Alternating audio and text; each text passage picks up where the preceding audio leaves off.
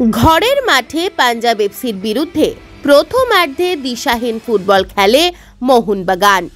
চলতি মরশুমে দুর্দান্ত ছন্দে থাকা জেসন কামিন্সকে বেঞ্চে বসিয়ে রেখে দল গঠন করেছিলেন হোসে মলিনা। স্বাভাবিকভাবেই দলের সবচেয়ে ধারাবাহিক ফুটবলারকে মাঠের বাইরে রাখার সিদ্ধান্ত নিয়ে প্রশ্ন উঠেছিল। ম্যাচের প্রথম ৪৫ মিনিটে পাঞ্জাব যখন বাগান রক্ষণে চাপ বাড়াতে শুরু করেছে, তখনই মোক্ষম চালটা চাললেন মলিনা। দ্বিতীয়ার্ধের শুরুতেই আশিস রায়ের পরিবর্তে মাঠে নামালেন আশিক কুরুনিয়ানকে।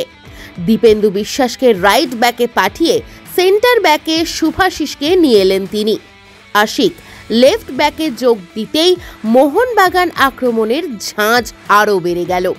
এই দিন শুরু থেকেই মলিনার দলের দুই উইংয়ের ফুটবলার লিস্টন এবং মনবীরকে প্রায় বোতলবন্দি করে ফেলেছিল পাঞ্জাব, কিন্তু আশিক নামতেই খেলার গতি বেড়ে গেল। দুই উইং ধরে মুহুর্মুহু আক্রমণ।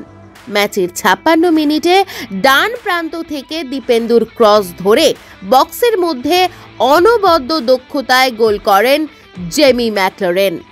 এরপর আর ঘুরে দাঁড়াতে পারেনি পাঞ্জাব। শেষ পর্যন্ত ৩-০ গোলে হেরেই মাঠ ছাড়তে হয় তাদের।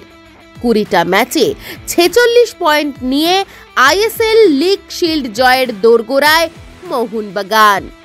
বাগান কোচ হোসে মলিনা প্রমাণ করলেন কেন তার দল এত ধারাবাহিক, কেন তারাই আইএসএল এর সেরা দল।